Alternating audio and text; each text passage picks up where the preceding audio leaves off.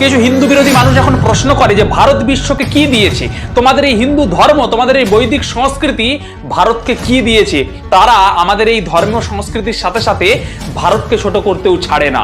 তারা জানে না যে এই যে গণিত আমরা এখন ব্যবহার করছি, সেই গণিতের শিকড় লুকিয়ে আছে আমাদের বেদে। হ্যাঁ, ঠিকই শুনেছেন, আজ থেকে হাজার হাজার বছর আগে বিশ্বের অন্যান্য জাতিরা যখন সভ্যতার আলো পর্যন্ত স্পর্শ করেনি, তখন আমাদের বৈদিক ঋষিরা মহাজগতের সত্য আবিষ্কার করত তাদের ধ্যানের মাধ্যমে এবং তাদের জ্ঞানের মাধ্যমে। চলুন, আমি আজকে বেদ থেকে এমন একটি জিনিস দেখাতে চলেছি যেটা দেখার পর আপনাকে নিজেকে সনাতনী হিসাবে গর্ব অনুভব হবে। শুক্ল যজুর্বেদ 17:2 এই মন্ত্রতে কি লেখা আছে আপনারা একটু লক্ষ্য করুন। দশ শতং সহস্রং চায়ুতং নিয়ুতং প্রযুতং চবৃদং নবৃদং। এর মানে কি জানেন? চলুন আমি এর অনুবাদটা পড়ছি, আপনারা একটু শুনুন। দেখুন এখানে সংখ্যাগুলো কেমন একটি সুনির্দিষ্ট ক্রমে সাজানো রয়েছে। দেখুন প্রথমে কি ছিল? 10, শত, 100, সহস্র, হাজার, চায়ুতং 10,000, নিয়ুতং 1,00,000। মানে কিভাবে সাজানো হচ্ছে দেখুন।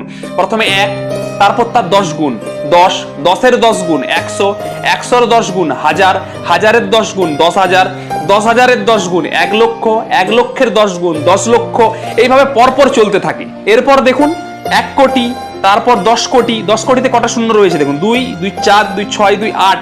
এরপরে কটা রয়েছে দেখুন? 9, তারপরে 10, তারপর 11, তারপর 12, তারপর 13, তারপর 14। অর্থাৎ প্রত্যেকটি অঙ্ক একের সাথে 10 গুণিতক হিসাবে গিয়েছে। মানে বুঝতে পেরেছেন, আমাদের ঋষিরা যে গুণিতক সিস্টেমটা ছিল, সেই গুণিতক সিস্টেমটা অনেক আগে থেকেই জানতেন এবং তারা সেটা বেদের মধ্যে লিপিবদ্ধ করে দিয়ে গিয়েছেন আজ থেকে হাজার হাজার বছর আগে। এবং আপনারা সংখ্যার পরিধিটা একবার দেখুন, তারা একের পিঠে 14টা শূন্য পর্যন্ত হিসাব করত।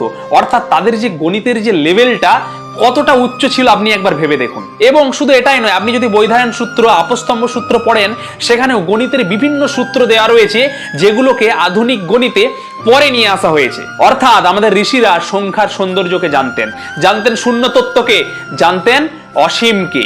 শূন্য, যেটা আজ আধুনিক কম্পিউটারে বিজ্ঞানের মেরুদণ্ড, সেই শূন্য ভারত বিশ্বকে দিয়েছে। কখন দিয়েছে? যখন ভারত বিশ্বগুরু ছিল। বিশ্বগুরু কখন ছিল? যখন বৈদিক সংস্কৃতি ছিল। আর আপনারা সেই বৈদিক সংস্কৃতিটাকে শেষ করে দিতে চাচ্ছেন। আর চাচ্ছেন কি? যে পাশ্চাত্যের ইংরেজি শিক্ষাটাকে নিয়ে আসতে, যেটা মেকলে চেয়েছিলেন এবং আপনাদের দাস বানাতে চেয়েছিলেন। আপনারা সেই ফাঁদেই পা দিয়েছেন। তাই হিন্দু বিরোধী কার্যকলাপ বা সনাতন বিরোধী কার্যকলাপ করে আমাদের দেশের আপনারা ক্ষতি করছেন। তাই একটাই কথা বলবো, ভারতকে সম্মান করুন, ভারতের সংস্কৃতিকে সম্মান করুন। তাই ভারতকে বিশ্বগুরু হতে গেলে সেই সংস্কৃতি আবার ফিরিয়ে নিয়ে আসতে হবে। সকলকে অনেক অনেক ধন্যবাদ। জয় সনাতন।